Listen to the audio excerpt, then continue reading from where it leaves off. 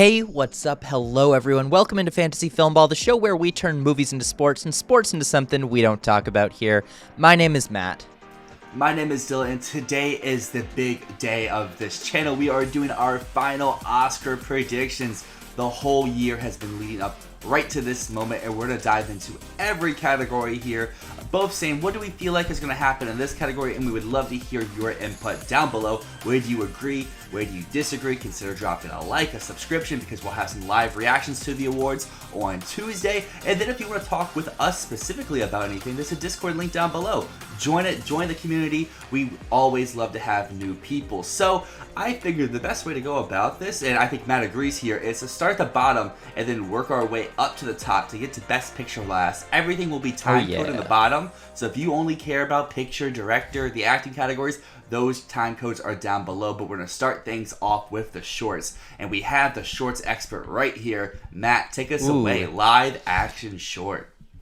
Now, just so y'all know, there is another video on our channel. It should be released already by this point. Hopefully, it's going to be talking about all 45 short films that are in contention. All right, in the live action short film category, the big question here that's on everyone's mind, and by everyone, I mean the dorks that give a shit about this category, the question is, can the big name directors break through? We have shortlisted a Wes Anderson short film and a Pedro Almodovar short film. So that's The Wonderful Story of Henry Sugar and Strange Way of Life. Now, I'm going to make a statement here and say that the Almodovar short film, Strange Way of Life, will not be nominated, but I do think that the Wes Anderson short film will, and in my opinion, it will win. So The Wonderful Story of Henry Sugar is currently my winning pick. That's just because after seeing this whole category, there's not that many amazing films in here, and Henry Sugar stands head and shoulders above the rest. I know you're less of a fan of Henry Sugar, Dylan, but if you watch this whole category, I think it's pretty undeniable that it is a major standout here. And I assume that's number one on Gold Derby, right, Dylan? Yeah, yes, by far number one on Gold Derby. Yeah, it just makes sense. But that said, if there is a shocking snub, it would be The Wonderful Story of Henry Sugar. And I assume Strange Way of Life is also in the top 5. It is number 5 at the moment. Yeah, that's wrong. Take it out. It's a student film. It's what it feels like. So just take it out. It should not be in your top 5. I would be shocked if this got in. So the rest of the top 5 at the moment is the Anne Frank Gift Shop, The After, and The Shepherd. Do you currently have any of those in your top 5? I have The After at my number 6, the Anne Frank Gift Shop at my number 14, and The Shepherd at my number 15. And let me tell you why. So The After it's a Netflix film, which is why people are predicting it so high. It stars David Oyelowo, and he's really good in the film. But the film's a little bit exploitative and a lot of bit boring. The Anne Frank Gift Shop, I get why it's high because it has a catchy title, and if it gets nominated, it's exclusively on the back of that title. When the shortlists were first released, you and I both said, "Oh, that one sounds interesting." And after watching it, it's a bad 19-minute long Saturday Night Live skit. It all takes place in one boardroom, and it's just, they call it a dark comedy. There's no dark humor in it at all. It's just like people being like, Gen Z doesn't care. And The Shepherd, which is a Disney Plus short film, which is produced by Alfonso Cuarón, which is why people are predicting it. It's one of the worst short films I've ever seen in my entire life. I'll go more into detail why in the short film video that we're going to release, but it is genuinely terrible. And I think the only reason it's top 5 is because people have not seen it. If they'd seen it, they would go, absolutely fucking not. No chance. So yeah, those I think those are pretty out, in my opinion. But I would replace them with Night of Fortune, which I believe is the last ranked film with 100-to-1 odds. Yes, it is. It's the only 100-to-1 odds. Which is wild because Night of Fortune is, outside of The Wonderful Story of Henry Sugar, possibly the best film in the category. I would also put Good Boy in, which is the Ben Whishaw film. I don't know why that's not in the top 5. What are the odds on Good Boy? Currently is at 20-to-1. It's number 6. Okay, yeah, that makes sense at number 6, but I would put it up higher. It's my number 3. Then at number 4, I have Invincible, which is a Quebecois short film. This is, I would say, the yearly problematic short film that we get. It's a story about a young boy in a juvenile delinquent center who kind of goes on the run and decides to kill himself. It's really well made, but it's definitely one of those like, oh, really? We're going here? It's one of the annual, like, dead kid short films that we get every single year in this category. And then the last one I'd put in would be Red, White, and Blue, which I'm also surprised is not higher because the subject matter here is really why I'm predicting it. It's a story about abortion and specifically crossing state lines to get an abortion. It's a politically relevant story that I think has a plot twist that's going to really energize people to vote for it. So yeah, that is currently number 7 at 22 to 1 odds. And I haven't really touched this category since it opened up on Gold Derby, so I had 5 random movies that I thought sounded interesting, stuff at 100 to 1 odds. Henry Sugar, Anne Frank Gift Shop, Red, White, and Blue. And then I had the Pedro Almodovar one as well. So I'm dropping that one out. I'm just trying to figure out what I want to put in because I hear your complaints about The After, but again, it's Netflix. They usually find their way in, especially if they have one. Night of Fortune sounds very meaty at 100 to 1 odds as well. Yeah, And The After also that's what I was going to say. Could like supplement that controversial type one as you're talking about since it's kind of exploitative. Yes. So I think I'm going to put that one in instead of Invincible, and then it's just and now have 6 keep for 5 Anne Frank. Slots. Yeah. Because the thing with Anne Frank is I could be totally wrong. You know, every year, the thing that you have to kind of justify in the short film categories is, you know, usually if you go with the Gold Derby top 5, you'll get 3 out of 5 right. I really don't believe that'll be the case this year. It would be a genuinely terrible category if they went with the Gold Derby top 5. And the next category is Best Documentary Short. This category is actually fantastic this year. There are a lot of really strong ones. Now, unfortunately, 3 of the films that I don't think are very strong are in my top 5, but that's not representative of the whole category. You know, I want to give a shout out to Bear here, which is the best film in the category, which has no chance at a nomination. But my number 1 here, which I assume is also Gold Derby's number 1, is the ABCs of book banning. Correct. Yes, it just makes sense as a number 1. It's a very topical subject matter. And you know, you get what you're expecting from the title there, which is sometimes what wins in the doc category. I think back to Learning to Skateboard in a War Zone If You're a Girl, which is just like, that one won the second it was titled that. And I think the ABCs of book banning is the exact same way. The title is what's going to win it the Oscar. It's a fine film. It's not anything to write home about, but yeah, it's just... bam, that's what it is. Then my number 2 is If Dreams Were Lightning, Rural Healthcare Crisis. Where is this on Gold Derby? 95 to 1, number 13. Wow, that's shocking to me. So what this one has on its side, it is directed by Ramin Bahrani, who is a pretty big name director. He did The White Tiger a few years ago, and this is him venturing into documentary. He doesn't usually do this. But it's a subject matter that I think is very compelling and again, topical. That's what I look for in this category, something that's really, really on topic. Number 3, I have The Last Repair Shop. I assume this is in the top 5 on Gold Derby. Number 2. Yeah, makes sense. So this is directed by Ben Proudfoot and Chris Bowers. Ben Proudfoot... he won the Oscar last year for The Queen of Basketball. He was nominated the previous year for A Concerto is a Conversation, along with Chris Bowers, who also directed this one. So it's kind of the dream team for the documentary short category. It's a music doc. It's being distributed by Searchlight, who's pushing it. So, yeah, this one's just a lock for a nomination. I don't think it has a chance of a win, especially because The Queen of Basketball won last year, and Ben Proudfoot doesn't need another one. Then at number 4, I assume this one's not in the top 5, but it should be because it's fantastic. Nai and WIPO. 1, 2, 3, 4. It is currently number 7 at 35 to 1 odds.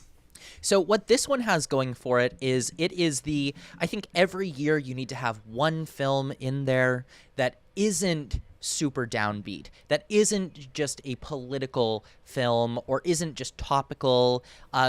This is just a sweet movie.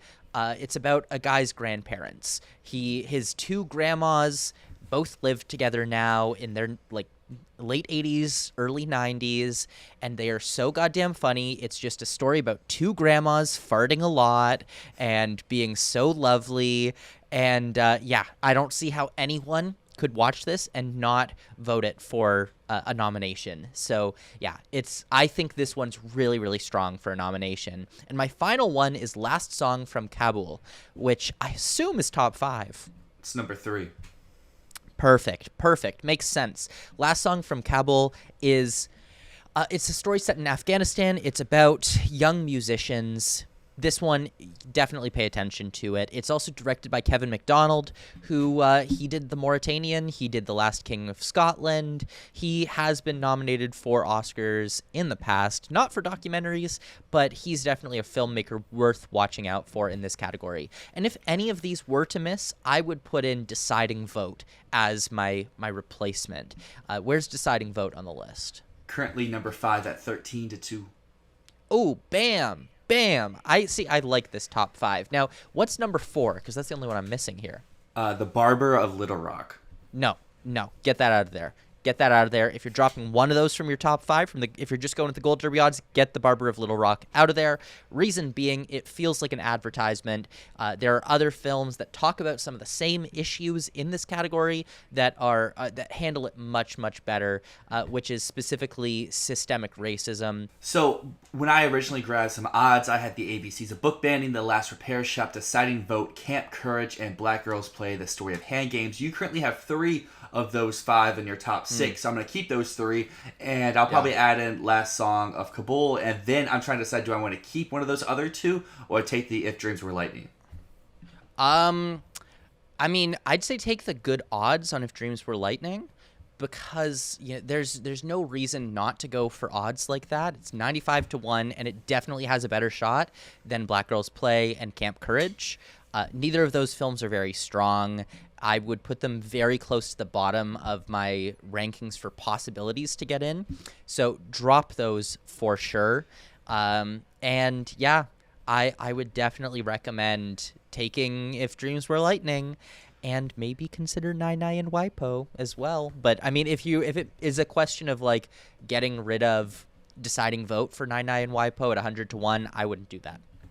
So that's to move us over to animated short, where I feel like there's a clear number 1 for the Gold Derby odds, but does Matt have that as the clear number 1 in the rankings? I do. It's the Disney 100 short, Once Upon a Studio. This one should be your guaranteed number 1. I don't see any world where this misses, and I don't see any world where this doesn't win, which is unfortunate because my number 2 pick is 95 Senses, which I assume is in the top 5 on Gold Derby as well. I think it's number 6. What? Okay, Above it. If there's anything else that wins this category over Once Upon a Studio, it's 95 Senses. This film, I had to watch it 3 times in a row, back to back, because I finished it and I was just like, oh my God, what did I just watch? And then I went back and then I cried and then I showed it to someone else and I was like, oh my God, this is so good. 95 Senses is great. It embodies what the category is about, and it's by the director of Napoleon Dynamite and Nacho Libre. Oh yeah. Which is wild. Oscar nominee Jared Hess and Jerusha Hess. So, yeah, 95 Senses. Get that in your goddamn top 5, no matter what. That's happening. And then, so what's the rest of the top 5 if 95 Senses is not in? So number 2 is Letters to a Pig. Number 3 is War is Over. 4 is Pete. And 5 is Eva. Okay. So I only have 1 out of that top 5 in my top 5. And let me tell you why. So, Letter to a Pig, I have at my number 6 spot right now. It is a Holocaust film, but it's very surreal. It doesn't really say or do a whole lot. Now, this could happen because it is very artful, but I doubt it. Now, I do actually have War is Over in my top 5, so that was a lie. I really hate War is Over. This film sucks. It's really bad. It's so cloying, but But I can't ignore that this got an Annie nomination, and it's one of the few short films that did get an Annie nomination. So people who vote for these animated films, they are taking notice. Here's the thing with Pete. It's not good. And then Eva is just, it's another surreal short film. I really don't think we might get one surreal short film. We're not going to get multiple. So that's my argument against all of those. I would say if you maybe keep Letter to a Pig in, keep War is Over in. I would highly recommend dropping Pete out of your top 5 if you're just going with the Gold Derby odds, and dropping Eva out of your top 5. And instead, I'd replace him with A Kind of Testament, which is a shocking, very haunting short film. The thing against A Kind of Testament is it might be too extreme. Like, it's very shocking at times, but it's really cool and it sticks with you. And then the last one I have is Our Uniform, which I believe is at the bottom of the Gold Derby ranking. It's number 14. This one, yeah, it has the coolest animation style, and that animation style, everything's painted on clothing, and so it's stop motion animation using paint on clothes. Beautiful looking, and it has something to say about dress codes and specifically religious oppression in schools in Iran. So that one I feel really good about. I think it's a sleeper contender, especially with those like 95-1 odds. So that would be my top 5. Once Upon a Studio, 95 Senses, Kind of Testament, War is Over, Our Uniform. So originally when I grabbed my 100-1 odds, I had Once Upon a Studio, 95 Senses, The War is Over, and then I had Boom and Humo. But after listening to your talks about some of the other movies, I'm going to move Our Uniform into my 4 slot, and then I'm going to put Letters to a Pig at my 5 slot. So dropping that Boom, feels safe. Dropping Humo. That feels safe, especially because Boom and Humo are my bottom. Though there's no chance those get nominated in any world. Boom is a student short film, and Humo is it's odd, is what I'd say, but not odd in like a surreal way. I'm pretty sure I just picked based off of names, but if I was picking based off of names, I don't know why I didn't take Letters to a Pig, because that's a pretty good title. Yeah, well, that's the other thing that is an argument for War is Over, inspired by the music of John and Yoko. You have John and Yoko in the title. People will vote for it even without watching the goddamn movie to see that it's a piece of shit. Speaking of pieces of shit, we're going to move into our next category that basically doesn't have any, because Best International Feature is stacked this year. We're going to keep rolling with all these categories that we had separate videos for. This one Arno is in, and he gave a lot of great insights, so definitely check out that video. But since then, some updates have happened, so it's a little bit of out of date, because we've had the BAFTA nominations, and there's one film I think all 3 of us had in the category that missed out on BAFTA, and at least to me, I remember saying that video, I don't feel good about having this in, but I can't not have it in. But after missing BAFTA, I'm yanking it right out, and that film is The Taste of Things. The question is, what do I put in? So Matt, how are you feeling it? Because I feel like Zone, Society, they're the only 2 locked ones here, and the other 3 slots are wide open. Yeah, let's talk just generally. Yeah, Zone of Interest, Society of the Snow, they have everything they need. 20 Days in Mariupol also performing better than expected in this category. Specifically, it got that BAFTA nomination, which I don't think we were really expecting whatsoever.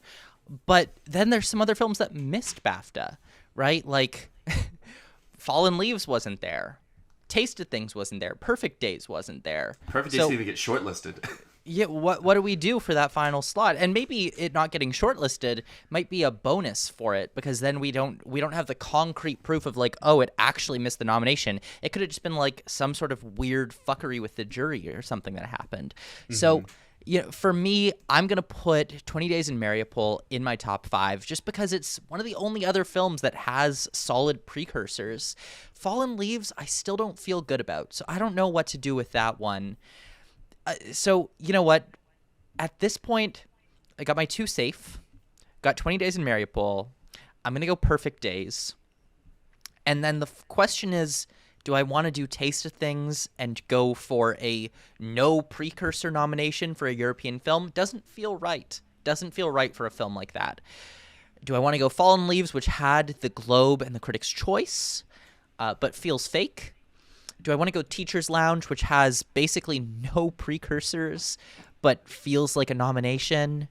Or do I want to go Totem, which also has basically no precursors? So I think I agree. Zone, Society, Mario Pool as the top 3 in this category. I know in the video of Arno, I think me and him both said that Four Daughters feels more like the double nom movie than 20 Days, but 20 Days has been performing a lot better, so I will admit my L there and course correct, putting Mario Pool as my number 3. But then that is 3 European films, and as we always talk about, this category is either 4 and 1 or 3 and 2, so I have to at least put in 1. And this category always has one movie that comes out of nowhere. It's a random pull, it's a smaller movie, and I've been saying all year, I feel that's Totem, so I want to stick to my guns and then put Totem at my 4 slot. It's just, what is 5? Do I go with Fallen Leaves, that has a very passionate fan base, has hit some places but missed at others?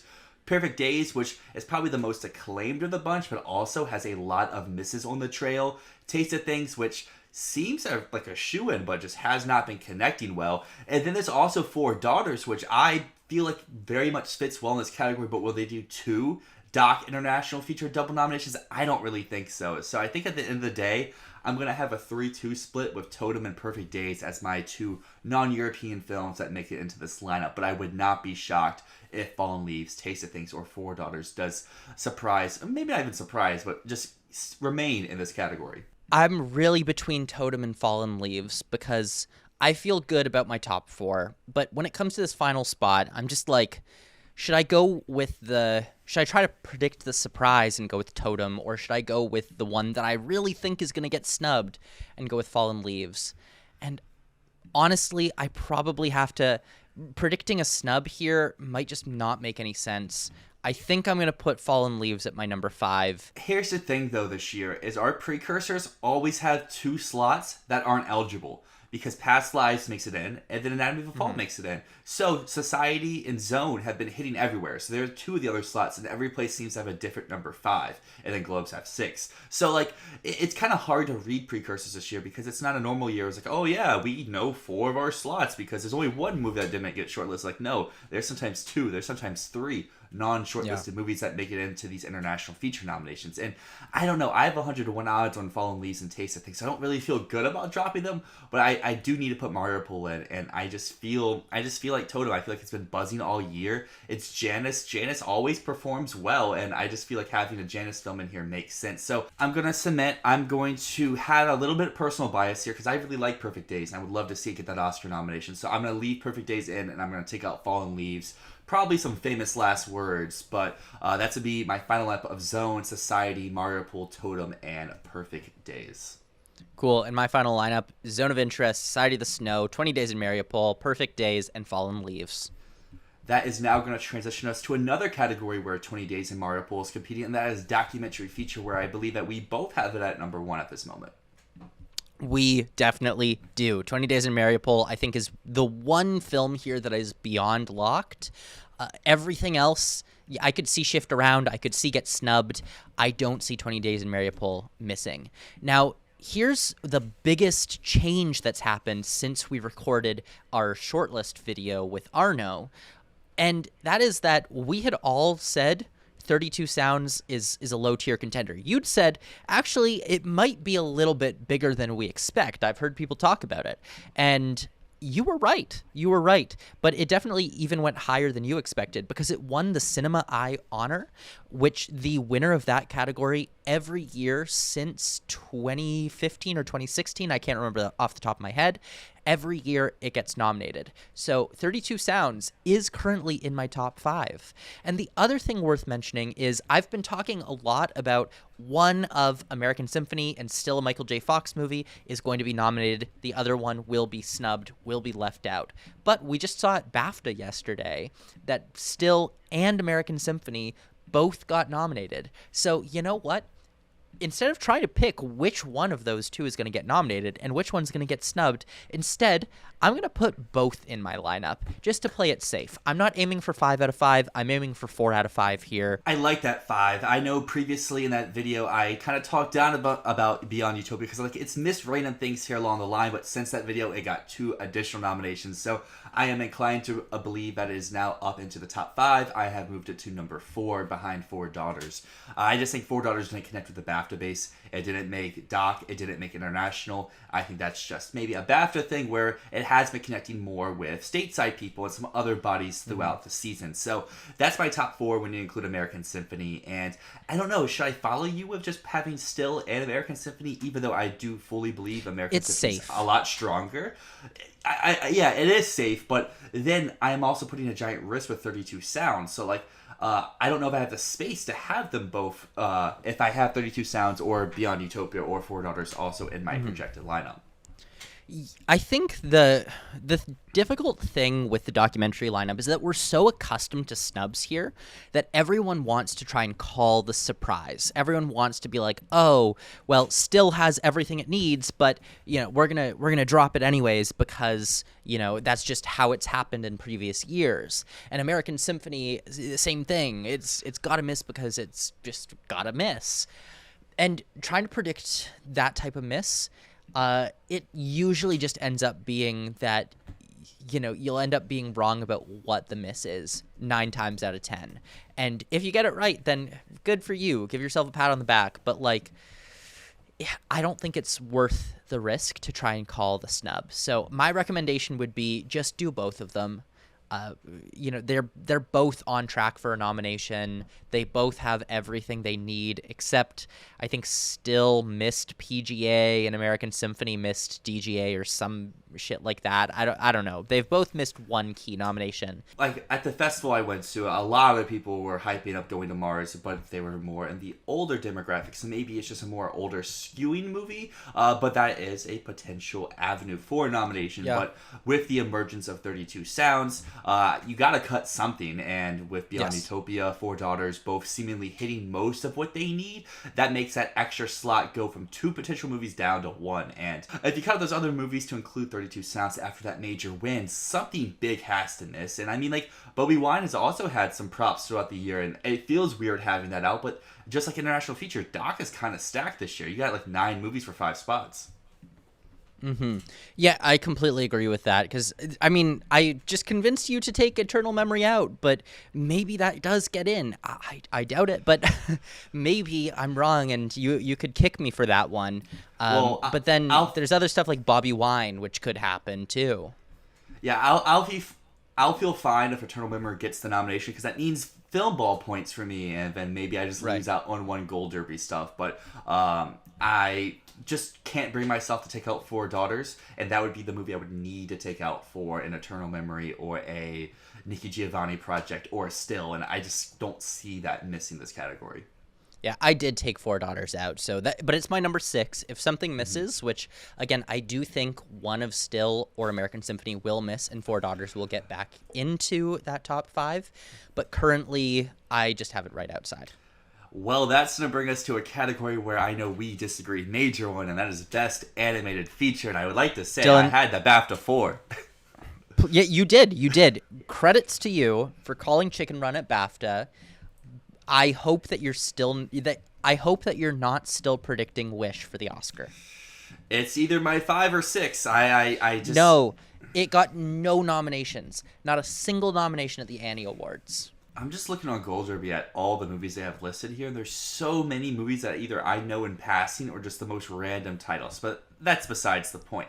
I think we know our top 4, putting Chicken Run at 4, but I'm open to people saying oh no, it's Nimona. No, Chicken Run's not Run. 4.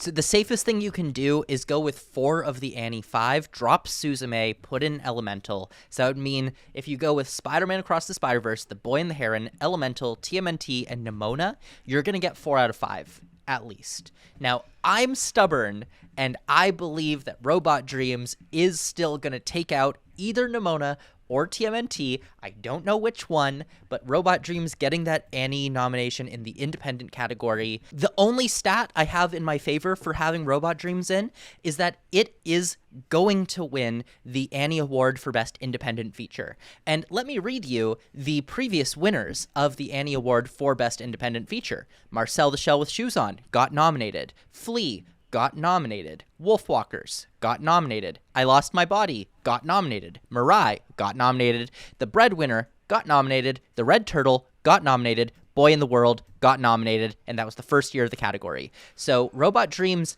would be the first film to win this category because nothing else can win this category. It would be the first film to win this category and not go on to be nominated for the Oscar. What I will say to that is your last 6 winners of that category also got Globe, and I'm pretty sure also got BAFTA, where Robot Dreams did not. I understand that, but at the same time, I think Robot Dreams does go back to a more classic. It's I Lost My Body, it's The Red Turtle, it's Boy in the World. It's a very independent film. Instead of like, looking at Wolfwalkers, it's Apple TV Plus was behind that one. Flea had such a big Oscar push around it for multiple categories. Marcel the Shell with Shoes On was A24, and yes, Robot Dreams is Neon, but they've barely released it in theaters. I think if they had given it a push a little bit earlier, it would have been in. Now, the thing that I don't feel comfortable with here is I don't know what to take out for Robot Dreams. I don't know whether to take out TMNT or Nimona. The safest thing for me to do, and what I'm doing in many other categories, is I'm just putting in, if there's 2 films where I think one of them will be snubbed, I put both of them in just to be safe. But here, I think I'm going to have to leave Nimona out. I don't trust Nimona. So I have Spider-Verse, Boy in the Hair, and Elemental 1, 2, 3. Chicken Run is my 4, and then it's just, do I want to double up on Netflix movies, or do I want to go elsewhere with that number 5, where it could be TMNT or it could be Wish. Wish is probably down at the bottom of those possible options, just because it did miss out on that song and the score shortlist nomination, so it just means the Academy as a whole isn't really rocking with it. So TMNT, I just feel like hasn't done as well as it should be doing throughout. Like, there's no reason for that to miss the Globe when it missed the Globe. And I just went back, I talked about it in our specialized video, where the Globe is usually a pretty good indicator. They get usually 3 or 4 out of 5 every year, and usually when they miss one, it's because it's a movie that's not just eligible for this category, like The Lion King and Jungle Book and stuff along those lines. So like, I just don't know what to do with this, because I don't believe in Nimona at all. I don't really believe in TMNT, and there's just not a movie I really believe in. And I hear your point for Robot Dreams. Why don't you believe in TMNT outside of the Golden Globe? Did it get BAFTA? But like, how was it? BAFTA has 4 spots. They went with the 3 top, and then they went with a British one. Yeah, but you could make, I don't know.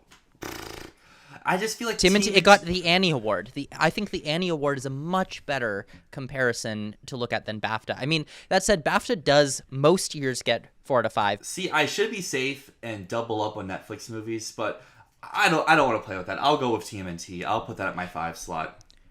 Good call. If you want to stick with Chicken Run, that's, your hill to die on. It's so fine. Go for it. You're confident in that BAFTA stat. I just think it missing the Annie Award is really indicative of what the American industry will think of it.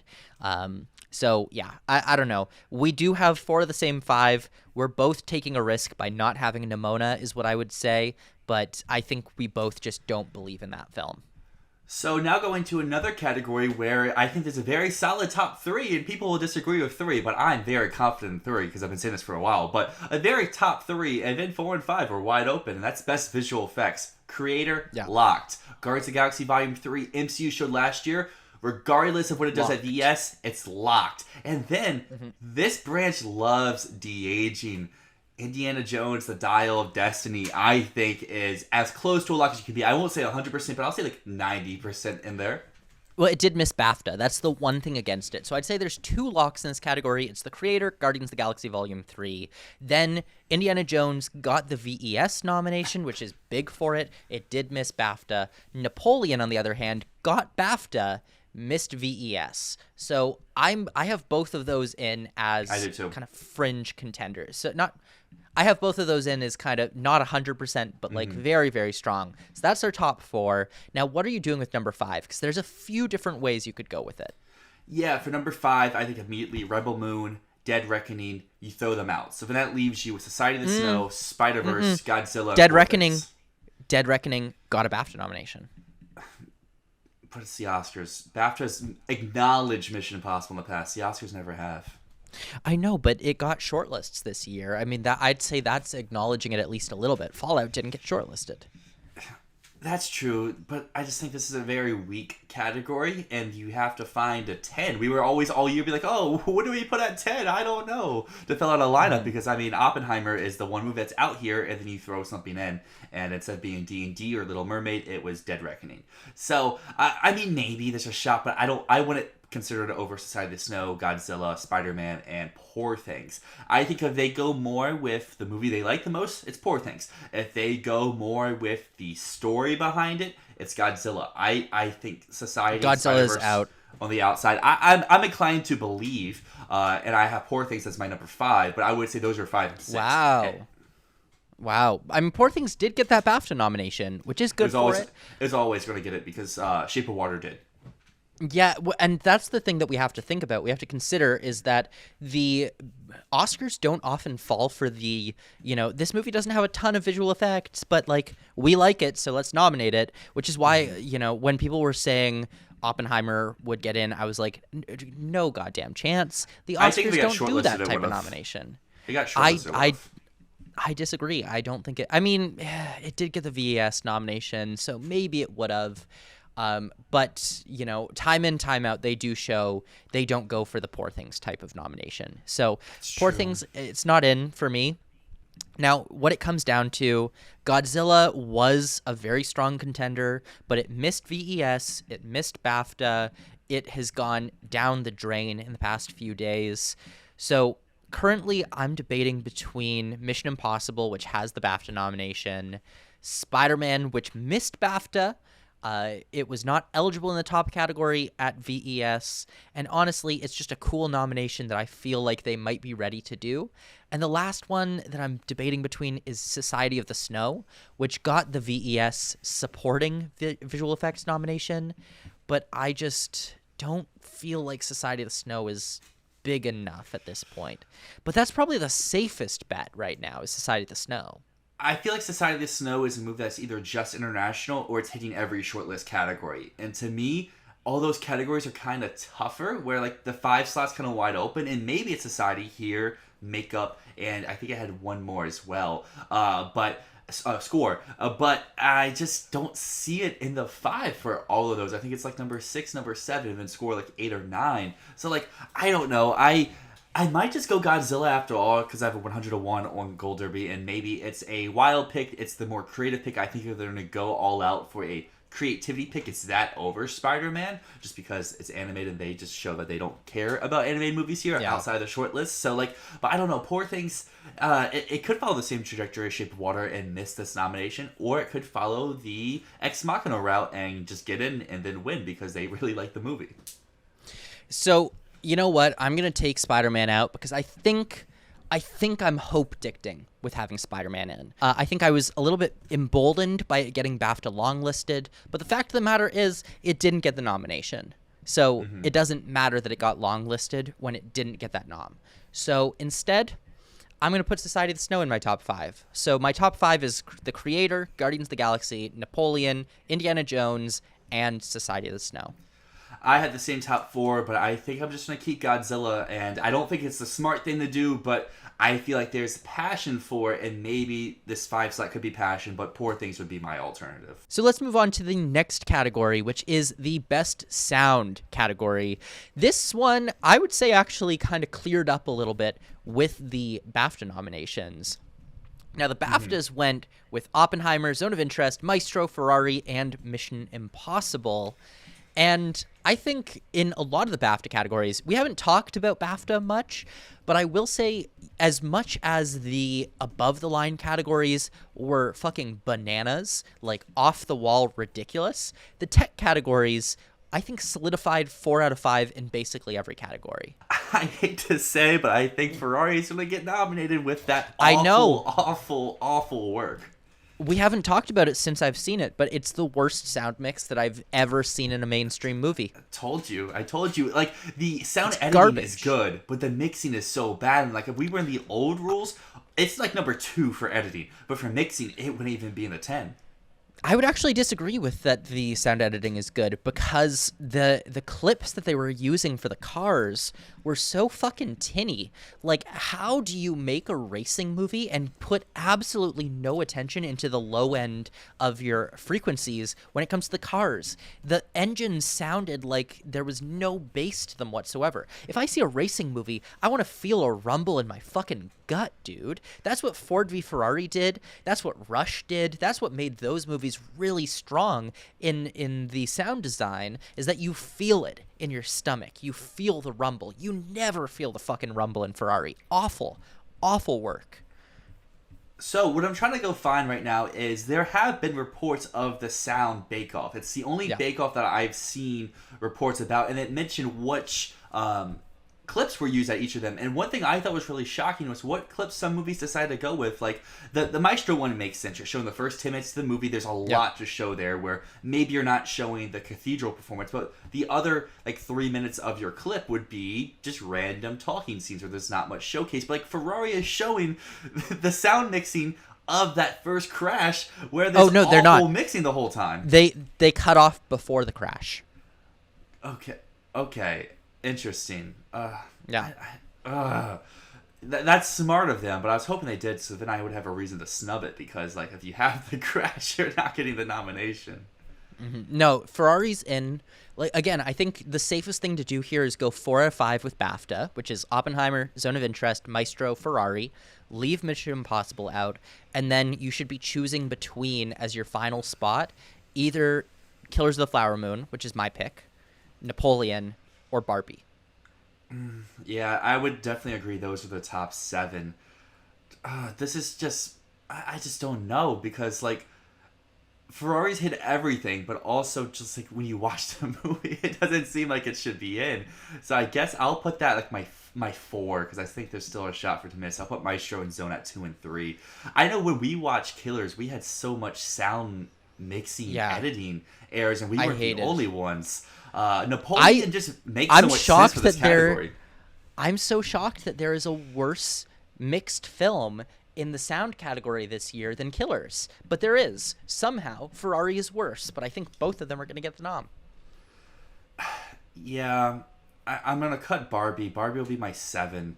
And I'm trying to think. Napoleon, would it be a solo VFX, or could it get into sound? Could it get into costumes, get into makeup?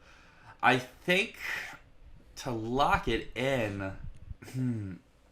You know what? I think I'm going to lock in Killers instead of Napoleon. And cool. I don't like it, but it's what needs to be done. To be fair, I think Napoleon, if it was really strong, it would have gotten the sound nomination at the BAFTAs, because it got 3 other nominations at the BAFTAs. Mm-hmm. That's completely fair. It's just like when you watch that movie, it's such a sound movie, and the sound is arguably one of the best parts of the film. And like, if you're judging the films by themselves, but then I don't know, I'll cut it. I lose my 100-1 odds, but I keep it for Killers. That's going to take us over to Best Original Song, where there's a lot of interesting ways you can go about this. I remember talking on our server the other day. Realistically, I think there's like 9 songs that could get in, but obviously there's like a top 6. So I am hedging my bets in this category. I'm cheating. I'm straight up cheating in this category. And why I'm cheating is because I don't want to get 2 or 3 out of 5 right. I want to get 4 out of 5 right. And I feel very confident that 2 Barbie songs will be in, but I have a feeling that Dance the Night might take out I'm Just Ken. I just have a feeling that, like, imagine we get to Oscar morning. Imagine we get to Tuesday morning, they read the nominations, and they say Dance the Night, Barbie. Immediately, you know I'm Just Ken's gone. But I can picture it happening. I can fucking visualize it. So I am not taking any risks with predicting the easy 2 of What Was I Made For and I'm Just Ken, and then going for others. You know, I am aiming for 4 out of 5 here. So instead, I'm predicting all 3 Barbie songs, which cannot happen. I am aware of that. I know it can't happen, but I'm hedging my bets. Here's my alternative for you. Instead of predicting all 3 Barbie songs, just do the Billie Eilish song. That way you can have whatever the other three are going to be, because we have Road to Freedom from Rustin, Flamin' Hot from The Fire Inside, It Never Went Away from American Symphony, and then Keep It Moving from Color Purple. I believe Keep It Moving's dead, but if something were to surprise, and maybe Jon Batiste isn't in, or they say no Diane Warren this year, that song, or maybe the song from Flora and Son, could surprise as that extra slot, and that way you're not having three Barbies. You can immediately have whatever the four other ones are, and then, or the three other ones are, and then you're just missing out on one of the Barbies. But having all three doesn't hurt as well. But here's the thing: I'm not confident in what the other ones are. Like, I'm not even confident in Road to Freedom getting a nomination, despite it being a Critics' Choice and Golden Globes nominee. I just think it's a shit song, so I don't feel any confidence in it. It Never Went Away is boring. Like, it is not one of Jon Batiste's best tracks. It would only get in based on his name. The Fire Inside is in, so I feel confident on that, but it's not a good song. Keep It Moving is great, but I don't think it's going to get the nomination. I would love to see Am I Dreaming happen, but I don't think it will. I could see Quiet Eyes happen from Past Lives as, like a, hey, let's throw one extra nomination to Past Lives because we don't want it to be a 2-nomination movie. Yeah, but to me, this category always goes with boring songs all the time. For someone who loves music in films, it always has some of the most boring and uninspired choices that you could every year.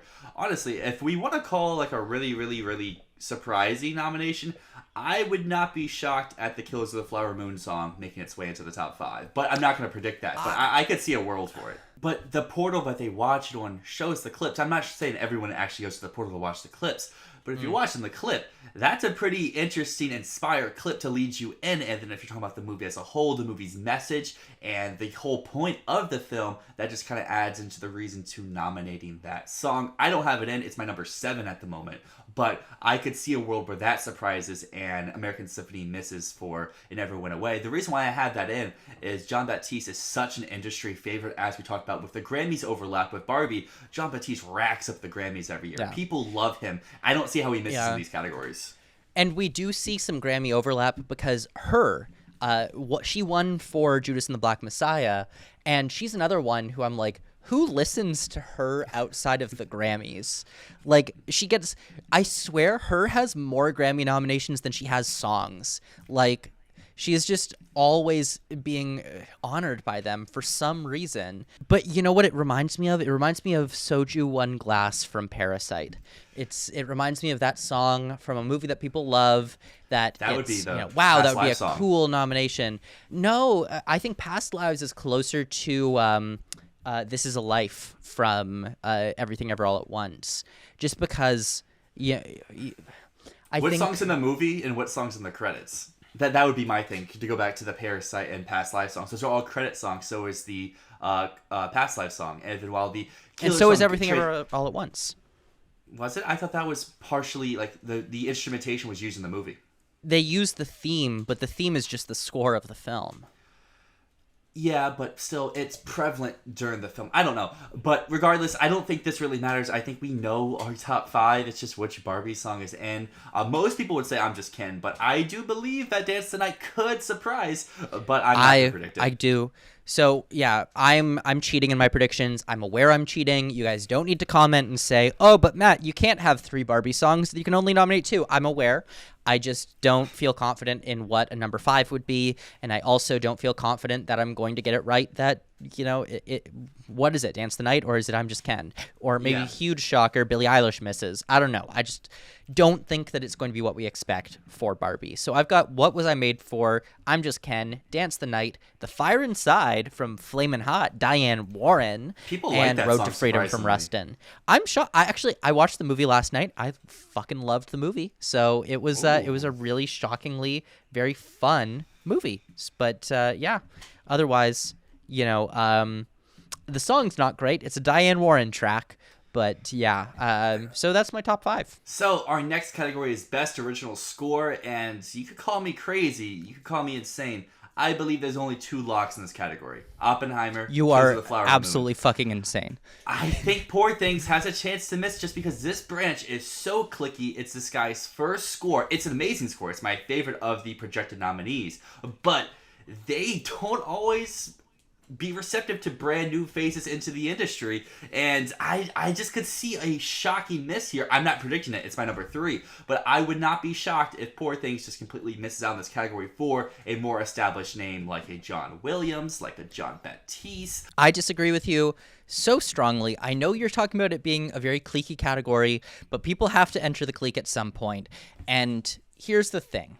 There are 4 films that have gotten every single nomination for score. They got the BAFTA, they got the Critics' Choice, they got the Golden Globe, they got HMMA, they got everything. And they are the 4 critics frontrunners too. Everyone, these are the default 4. If you have this category in your award, you are going to be nominating Oppenheimer, Killers of the Flower Moon, Poor Things, and Spider-Man Across the Spider-Verse. Now, I know your argument is that last year we saw Alexandre Desplat. He missed for Guillermo del Toro after getting every nomination he needed.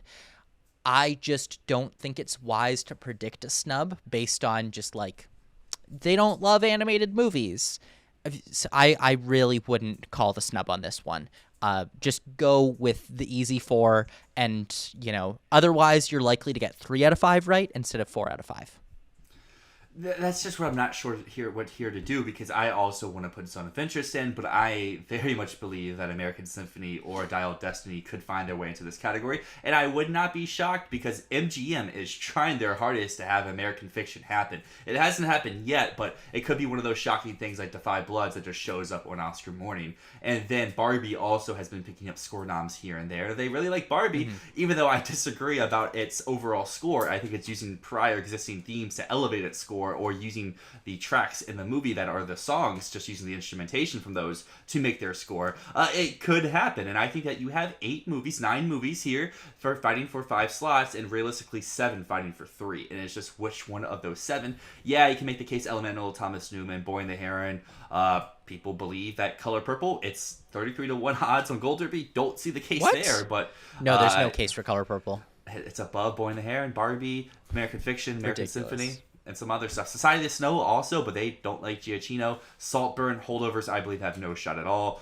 So yeah, Saltburn did get the BAFTA nomination. That's worth considering, but I think it's a BAFTA thing.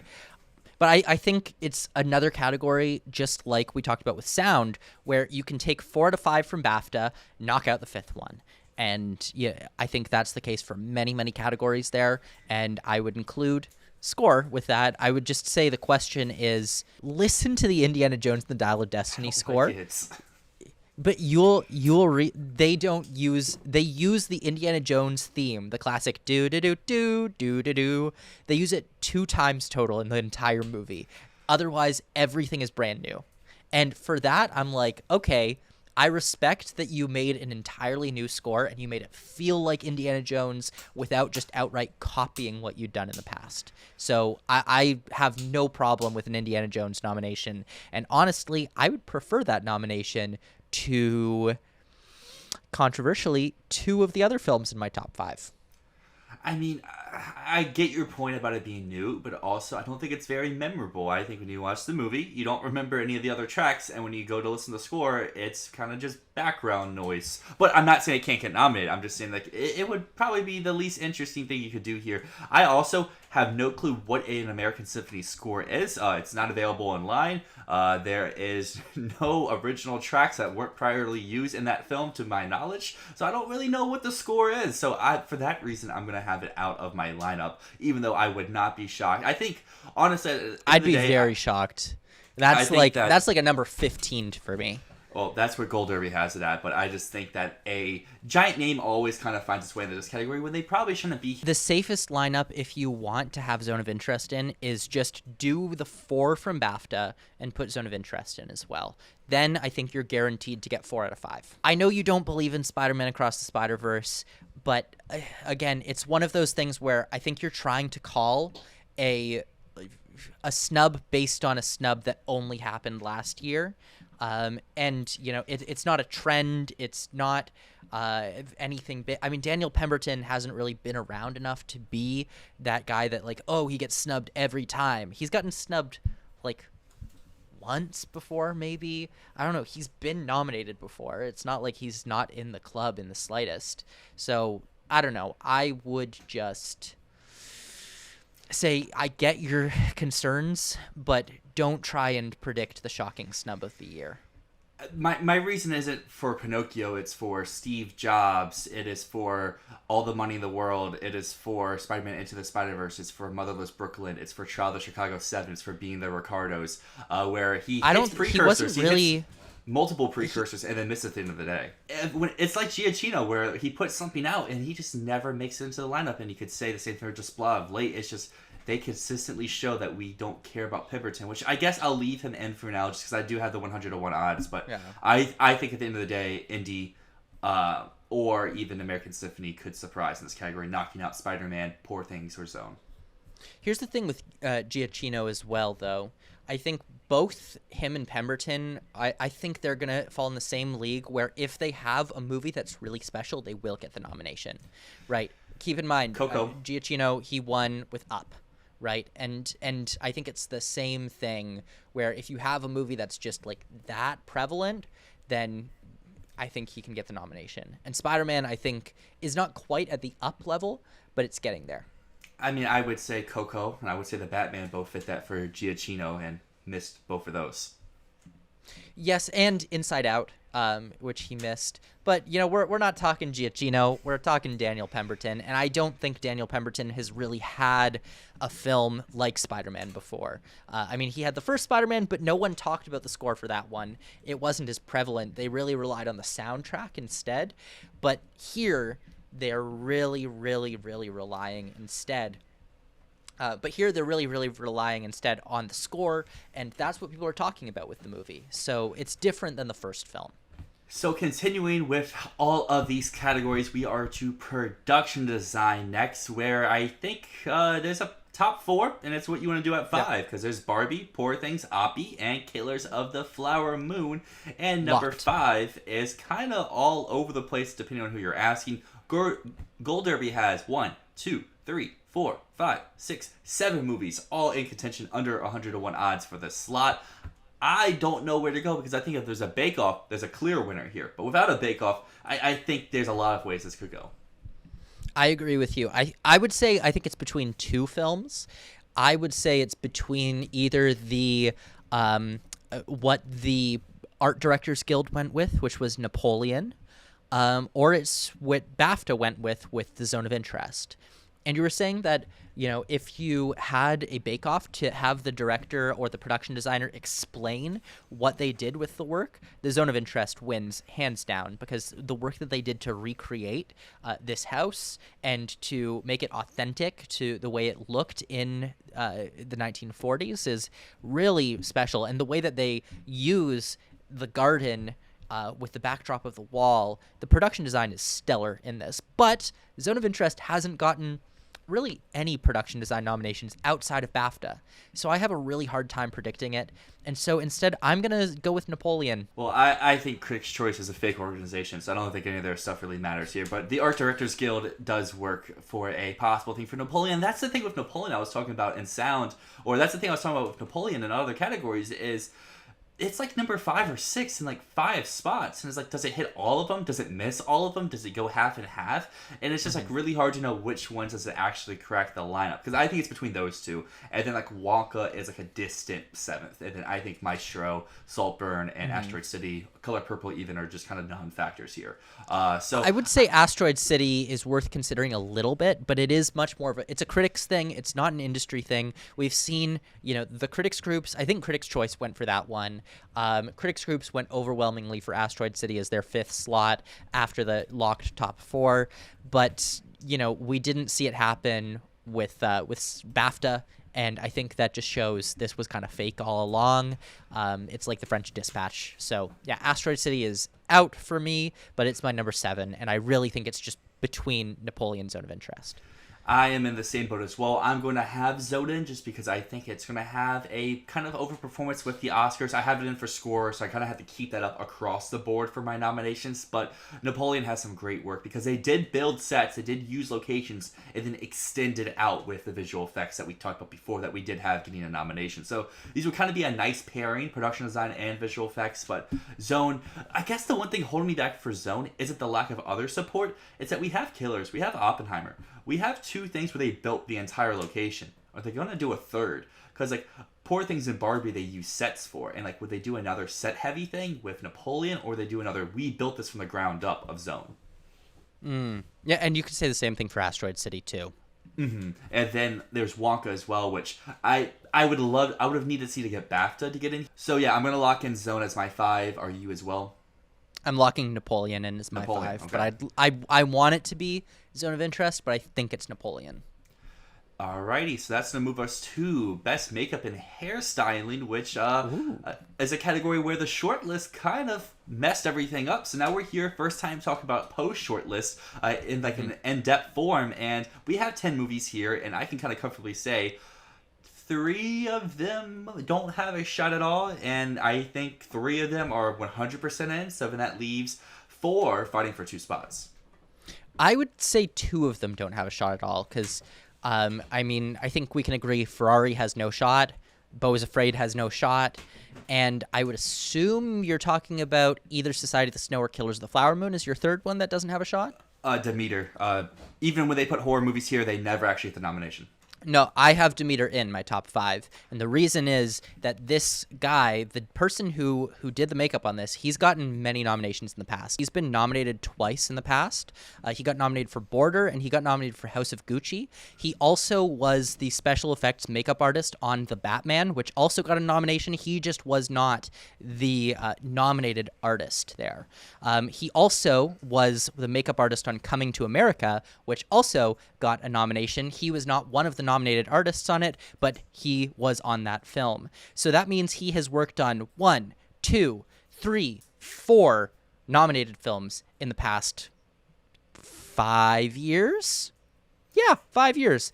4 nominated films, 5 years, and now Last Voyage of Demeter is here. I would love for it to get nominated. I think it's probably my favorite nominee of the bunch. It's just in the film itself, you don't get to see the makeup much, and I know that's not how a bake-off works. They can show the behind-the-scenes stuff of it, but the film itself doesn't really showcase the makeup, and every movie that you just listed there is not a horror movie where this branch routinely just goes out of its way not to, because Border kind of is. It's got elements. Yeah, I would say it's more of a drama, but still, it's a transformative look where the characters were on screen the whole movie. Same thing with Coming to America, where there's so many facial reconstructions and stuff throughout the movie, and it just, to me, seems like the odd one out here, especially if you're going to put Oppenheimer in your top 5, so that makes a set 4 of Maestro, Poor Things, Golda, Oppenheimer. In your 5th slot, I know a lot of people are promoting Society of the Snow, just because of the work that they're doing throughout the characters in the snow, which I could definitely see happen, but to me, like I said before, Society is either a movie that's getting everything, or it's just international. I'm leaning more towards just international at this moment, especially after the BAFTA performance. Killers would be a really cool nomination, but I don't see them going all out for it because it would just be hair, while my number 5 slot is currently Napoleon because it's both hair and it's battlefield makeup, where I think, yes, you can make the case All Quiet in this last year, but I think the hair work here, as I talked about before, hair can get you a nomination at the 5 slot, where you have a lot of hair plus something else. I know Barbie messed out here, but Napoleon is period hair, where Barbie was modern hair. I will also say Killers of the Flower Moon isn't just hair. It's the sick makeup. That's what they're here for. And the teeth. It's the teeth and it's the sick makeup. It's making people look gaunt and showing that progression as they lose more and more of their selves. Now, I guess the thing riding against my prediction for Last Voyage of Demeter is that the Makeup and Hairstyling Guild did not nominate it. They only nominated 3 films on this shortlist, which are Maestro, Poor Things, and Golda, and no other films got nominated. So I think my top 5 is Maestro, Poor Things, Golda as my set 3, plus The Last Voyage of the Demeter and Oppenheimer.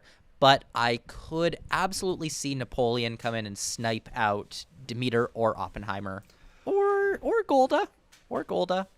I don't like that I have Oppenheimer here, but you convinced me all year, and once it made the short list, like, okay, I have to put it in. Like, I think it's probably the least showy work of the bunch. Like, it's prevalent, but it's Ferrari's here. Besides Ferrari, it's the least showy work here, but it's in the Best Picture frontrunner. That's probably gonna win a lot of awards, and honestly, I think I have Oppenheimer making every category it's shortlisted for. That makes sense. I have Oppenheimer in way too many categories. It's ridiculous. But I don't know. I will defend the Oppenheimer makeup nomination for sure. It would probably be my least favorite of the bunch, but it's still a nomination that I would do. Yeah. Well, the last thing I want to say about makeup and hairstyling before we leave is every year, find your actress caked up in makeup and put her in your top 5. Because we said Golda back in May, and it's here, dude. And it's getting in. We love our caked up Helen Mirrens. This is one of your biggest wins of the year, I think. I think you can be proud of calling Golda so early as a makeup nomination, and I can be proud of being like the first person to notice American Fiction as a possibility at TIFF. I think those are our channel's 2 biggest wins this year. So because I mean, damn. Yeah, that's what we're good for here at Fantasy Filmball. That's why if you made it this far in the video, because we're like an hour in at this point, consider a like, a subscription, joining the Discord down below, because it's not just these. Last year, Matt was one of the first to call Everything Everywhere in Picture, and clearly not his biggest picture. But I had Mrs. Harris Goes to Paris getting in for costumes back in March of last year. So we had these little things throughout the year that we can help you get these Gold Derby points and look smart to all your friends. Just talk about Mrs. Harris Goes to Paris. So why don't we go into a little bit of costume design here, where this category is pretty funky this year. It's not a shortlisted category. I really wish it was. But yeah, same. I think there's 2 locks and everything else is wide open because Color Purple seemed destined, but Color Purple missed the guild. And when you miss the guild, it's kind of hard for a movie like that to make sense to make into your 5. There's 4 locks, I would say, actually. All right, let's hear them. Barbie, lock. Poor Things, lock. Killers of the Flower Moon, lock. It's been everywhere. And then I would say Napoleon is a lock. Yeah. It got BAFTA. It got costume design. I think it got the Critics' Choice nomination for costumes. It has gotten everything it needs. Those are the 4 locks. The question is, what is number 5? And the 2 answers to what could be number 5 are the remaining 2 Costume Designers Guild period costume nominees. Because the period costume category there is Poor Things, Killers of the Flower Moon, Napoleon, Oppenheimer, and Maestro. So what of those last 2 gets that nomination? It's either Oppenheimer or it's Maestro. I'm leaning towards Oppenheimer because Oppenheimer just got BAFTA and Maestro did not. Yeah, I would also have Oppenheimer over Maestro. Maestro does have dresses, but this branch has shown they're not averse to men in suits, which Oppenheimer has. But to elevate just the suits, Oppenheimer has that hat, and that hat could get himself into the costume nomination. Yeah. One movie I would like to promote as a potential number 6, number 5 option is a movie that we've talked about all year in this category, always in that 5 to 8 range, and that is Wonka.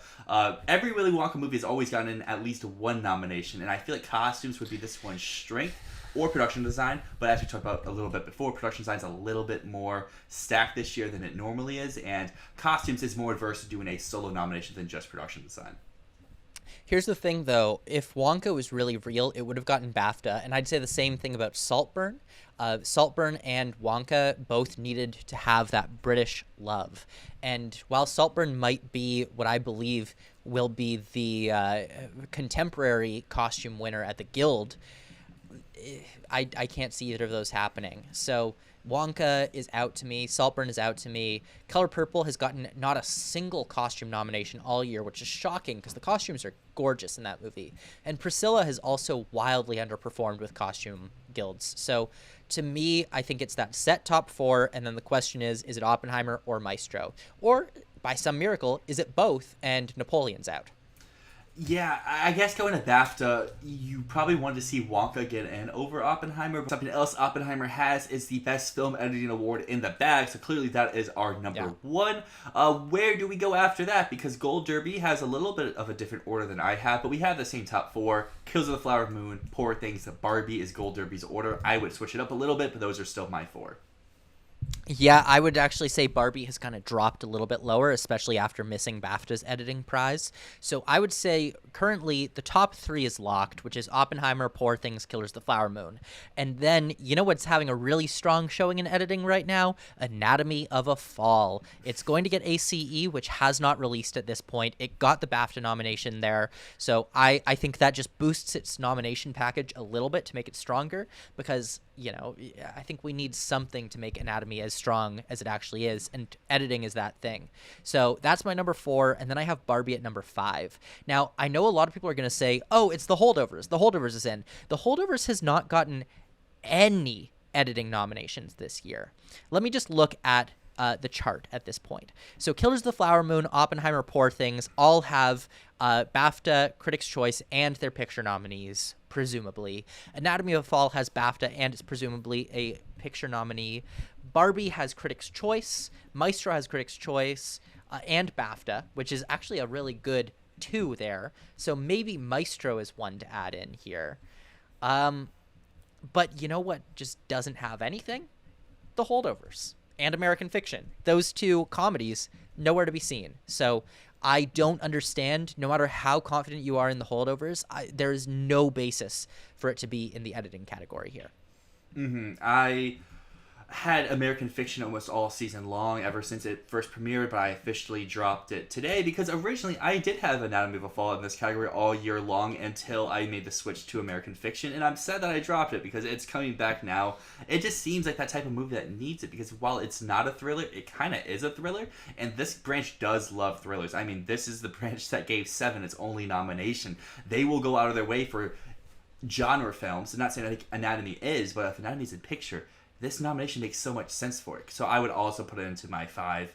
And if anything were to upset, maybe it would just be whatever movie they really love the most that overperforms the nomination morning. So that could be a Maestro. That could be an American Fiction. It could be a Holdovers. Or if they're really crazy, it could be a Ferrari. If we see Cruise get in, if we see it get into Sounds. No, it's not going to be Ferrari. It's not going to be Ferrari. I feel very confident it's not going to be Ferrari because Cruz is not getting in. She only has 1 nomination the entire season. I feel so confident it's not going to be Ferrari. If something does miss here, which I think Vulnerable, Anatomy of a Fall, Barbie are both vulnerable. And maybe to an extent Killers of the Flower Moon could be vulnerable, but it's gotten everything it needs. The Holdovers argument is, yes, it hasn't gotten anything all season yet, but the ACE Eddie nominations have not come out yet. It will get the comedy nomination there. And the other thing is Maestro. Right now, I feel very solid with the top 4 here, and it's just a question of what makes it. Is it Barbie? I do still think it's Barbie. I do as well, because as we talked about when we first originally put in Poor Things, is this category usually has 2, if not 3, comedic nominations, and if we have Barbie as 1, we have Poor Things as 2, or flip them around. That kind of cements our lineup for that function. So I feel good about our 5. I think Anatomy would be weaker than Barbie. I would still have Barbie at my 4, and I think that the next in line could be something, like I mentioned before, American Fiction overperformance, Maestro possibly, or even Zone of Interest if they really love the movie. I mean, it got the BAFTA. The other thing to take note of is that most years, outside of really weird outlier years, BAFTA goes 4 out of 5 with the Oscars on the editing category. That is very, very, very true. So, our next category that we're going to dive into is kind of like the BAFTA set that you just gave, and that is cinematography with ASC. This is something that has announced since the last one that we got together, because arguably January is kind of a busy time for both of us. Matt's been on the film set, I have been out traveling, so we haven't been able to talk about a lot about these guilds, but we can dive into ASC a little bit here. Our nominees were Oppenheimer, Kills of the Flower Moon, Poor Things, Maestro, and El Conde. Typically, they go 4 or 5. And you know what? I would have said before this ASC, El Conde was number 6. I'm still going to say it's number 6 because I'm going to have that being the one that misses from ASC. I've got it as my number 5. Ooh, so do you have Killers missing? No, I'm staying with the ASC 5. And the reason being is that I don't feel confident in anything. And when in doubt, just go with ASC. That's what I believe. ASC often ASC will go 4 out of 5, 5 out of 5. So yeah, even though El Conde is the weakest there, here's the thing. What else do we have? Saltburn missed BAFTA. if it was going to make it anywhere, it would have made a BAFTA. It did make Critics' Choice. It did make British Society of Cinematographers, right? So Saltburn has 2 nominations. The Zone of Interest, which is the other possible nominee in this category, only has BAFTA. Am I really going to predict this to go 5 for 5 with BAFTA? I don't know. I don't think so. And, is Zone of Interest going to hit every single nomination? I'm not sure. I'm really not sure. Everything looks like equal playing ground.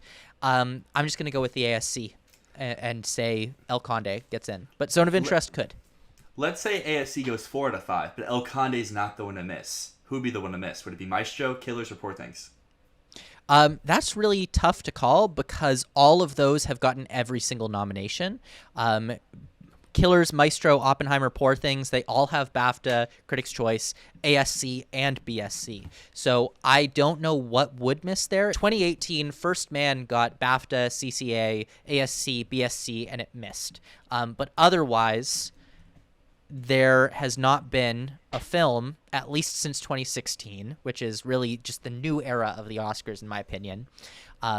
Since that time, there has not been a single film outside of First Man that's missed at that point. So I would find it very hard to believe that any of those 4 would miss because they're all stronger than First Man. First Man was not in Best Picture, and these 4 are.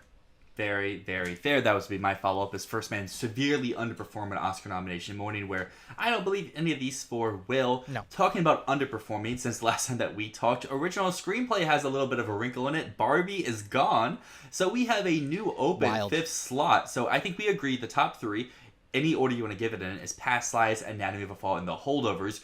And then 4 and 5 now become a little bit more open because there was a debate. What is the 5th slot? Is it May December? Is it Air? Is it Maestro? Now you can kind of fit 2 of those 3 unless you want to swing for like Saltburn or like I don't think there's anything else after that. I think it's those movies fighting for those last 2 spots. Saltburn's dead. It missed BAFTA. If it was going to make it anywhere, it was going to make it at BAFTA. And without that, it's gone. Now, what is in here? I think we can firmly say Maestro is in. Maestro got BAFTA. It got Critics' Choice. That feels strong enough for a nomination to me. May December may have missed BAFTA, but they just didn't like the movie overall. It has Critics' Choice, so does Air, but I think May December is stronger than Air at this point. So May December would be my 5th slot. But yes, top 3, Holdovers, Anatomy of a Fall, Past Lives, and then round it off with Maestro, and then take your pick your poison. Is it May December? Is it Air? I still am going to have Maestro as my one on the outside after No. stats. Maybe that's not the smart thing to do, but I just think that when people watch these movies, when they go to vote, they're not coming away from Maestro talking about the script. They are coming from May December. They're coming from Air to talk about the script. Air has the narrative of the screenplay to get itself in. I honestly think Air is probably stronger than May December currently in the screenplay category for that 4 slot, just because the industry seems to not like May December a lot. Maybe that's due to the subject matter. Maybe that's due to how they're portraying actors in the Hollywood studio as a system. They don't like Air either. Air's hit pretty much where it needs to be. Where has Air missed that Air probably should have gotten in that? PGA. For screenplay.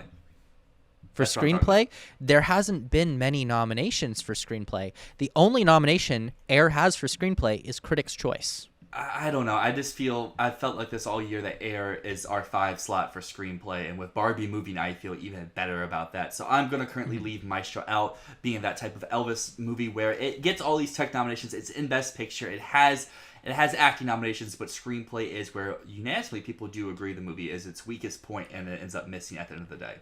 Elvis didn't get a single screenplay nomination. Currently, Maestro has 2.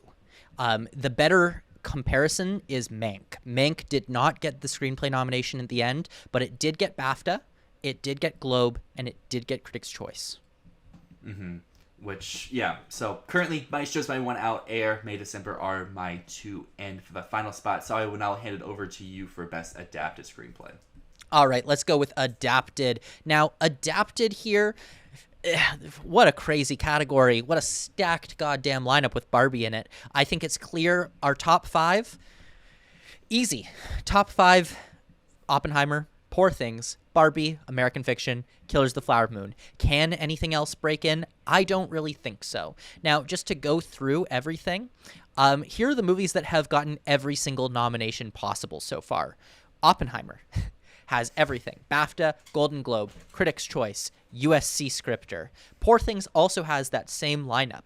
Now, Barbie was not eligible at the USC Scripter Award because it was not based on any literary material. So it has BAFTA, it has Globe, and it has Critics' Choice, albeit BAFTA and Critics' Choice are in the original category.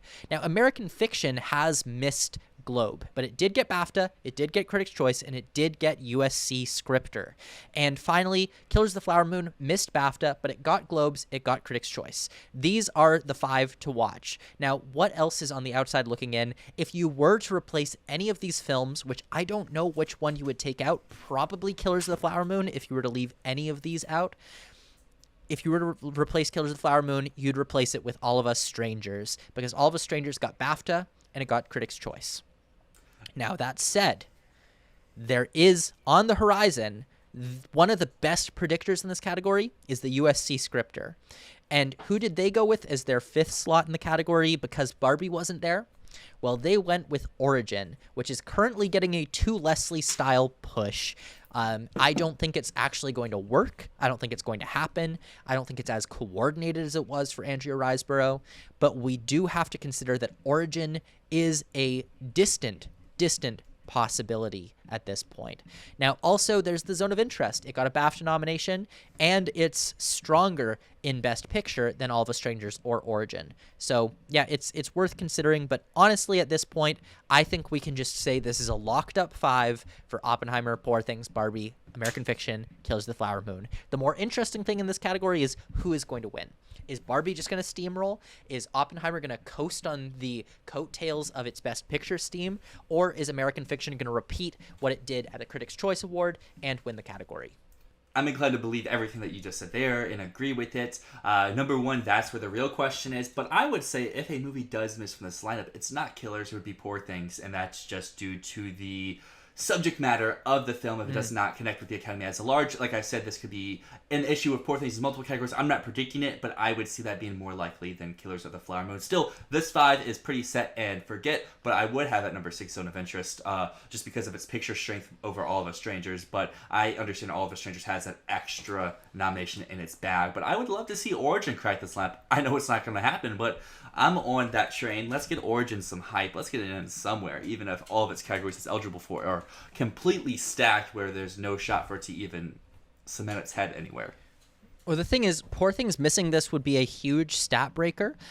It has gotten every single screenplay nomination that it possibly can, and there has been no other movie, at least since I've only gone back to 2016 in my charts, but the only comparable is that Nocturnal Animals did not get a screenplay nomination after getting 4 out of 5 screenplay nominations that it was eligible for. So maybe Poor Things would be aligned with that, but I think the fact that it's gotten all of the nominations at this point, except WGA, which hasn't come out yet, and I don't think it's eligible for. Poor Things is so far ahead in my mind. What I'm sad about it is all year I was telling you, oh yeah, Zone's going to get BAFTA. It's going to be our 5 slot, which would have happened if Barbie wasn't here. But I agree that Barbie should be an adapted. So shout out to the Academy putting movies in the correct slot. So supporting actor time. A little bit of a switch since the last time we talked. Are you still on the Gosling to win train, or do you have Downey? No, my dude, I have Downey winning. It's a sweep. It's a sweep. It's a sweep. The Last Chance, which I think Robert Downey takes SAG, but there is a small chance that Gosling takes SAG instead. But I think it's just Downey's time. So those are our top 2. De Niro, after kind of struggling with critics groups, he did kind of what we said he would do, hit every major precursor. Yes. He is number 3. That is Absolutely. where our questions now become, because the Poor Things guys have been kind of alternating or just blanking. So my question to you is, do you have Ruffalo in, do you have Dafoe in, do you have them both in, or do you have them both out? Both in, because I'm hedging my bets. I think one of them at least will make it in, and I think it's very possible they both make it in. Now, both of them did miss BAFTA, but I think... I don't know why that was, but I'm not going to let it get to me. I mean, Charles Melton missed BAFTA and missed SAG. So did Mark Ruffalo. So I guess they both have the same argument, but Poor Things is a stronger film. So to me, it's that top 3, the locked 3. and then I'm just going Mark Ruffalo and Willem Dafoe. But if one of the Poor Things boys does drop out, I don't think it's for Charles Melton. I think it's for Sterling K. Brown, who has both the Critics' Choice and the Screen Actors Guild nomination, while Charles Melton has the Globe and the Critics' Choice nomination. I fully agree that if someone goes out, it's for Sterling K. Brown. I think there's a chance for American Fiction to severely overperform. This would be with Brown, this would be with editing, and this would be with score. I think that it maybe could surprise in one of those categories, all three, not as much, and I'm not bold enough to make my prediction of which category it would surprise, and so I'm also hedging my bets for our double nomination and supporting category, which we seem to always get, and I guess it is just going to be our Poor Things guys at the end of the day. One thing I would like to say for Melton, though, is I don't think BAFTA was ever in his cards. I don't think SAG was ever in his cards. So I think those two misses... Why not? SAG, he's not a name. SAG will always go for names. They will not do people like that. He's too old to be considered a young performer, which sometimes they do, so I don't think he ever had a shot at SAG. And BAFTA, I mean, besides... Uteo for Past Lives, and on top of people of color, Asian people are also people of color, and they showed that they very much did not like any Asian cinema from last year outside of that one Past Lives nomination, and then in Screenplay, International Feature blank, Past Lives in the big categories blanked, Greta Lee blanked, and I don't think he ever really had a shot there, so his missing of the shortlist seemed pretty clear to me. If someone big was going to miss, it was going to be him. So I currently do have both Poor Things guys in. I'm more stronger with Ruffalo than for Dafoe. But if one were to miss, or both were to miss, I think Sterling K. Brown would be ahead of Melton. And anyone after that, I don't think has a shot at all. So just to go against your SAG doesn't like people who aren't names, I will just say, I mean, last year, Ke Huy Quan and Barry Keoghan both made SAG. Neither of them were really names. The year before, Troy Kotzer, Cody Smith-McPhee, as well as the rest of them were names there. Here's the difference: the people you're naming were either number 1 or number 2 in their category. Melton's 5. Those people you named also were an ensemble. Melton wasn't. Going into SAG, people thought that Melton was number 3. A lot of people did. Like previous years too. You know, the internet did. The internet did, but the internet was wrong. Very wrong. Always. As always. Yeah. But was never ahead with of BAFTA, I completely disagree that people didn't expect Charles Melton to be at least long-listed at BAFTA, because May December was a movie that everyone, when they first saw May December, they were like, oh my god, this is totally like the highbrow European style of movie. And when it didn't perform well at BAFTA, that just showed that that type of voter actually isn't going towards it. They're not gravitating towards that film. I guess I just go back to BAFTA. Since they've been doing these long lists, they kind of knock out the people they don't want to nominate. Denzel doesn't make the long list. Here, Charles Melton doesn't make the long list, and it's going to be a continuous problem until they eventually rectify some of the issues that they may have in that category. But for me, May December should have performed better at SAG than BAFTA. I would have assumed it should have got in for actress, supporting actress, missed there, where Melton, I would have as my outside one looking in, just because not a name. But that's to move us over to supporting actress, where you asked me a week ago, Julianne Moore, my number 5. Asked me today, she's not in my 5. But I think the other 4 are pretty secure. Yeah, 4 are set. And the 4 that are set are Divine Joy Randolph for The Holdovers, Sweeper. Are you agreeing with me that she's a sweeper now that she took Critics' Choice as well and is likely to take SAG? Well, I will continue to say Critics' Choice is a fake award. No one there overlaps the Oscars. But once she wins SAG or once she wins BAFTA, I will agree that she's a sweeper. But she's number 1 for the Oscar, but I don't think she's going to win everything. Like Ke Huy Quan didn't win everything last year, even though he was the undeniable frontrunner. So then there's Emily Blunt, who has every single nomination. I have to concede. I've been saying for a while now, like, oh, are they... I have a feeling they're just going to continue to snub Emily Blunt. They're not going to. Emily Blunt's in. Then there's Danielle Brooks for The Color Purple. Despite the weakness of The Color Purple, she has every nomination. BAFTA, Golden Globe, Critics' Choice, SAG.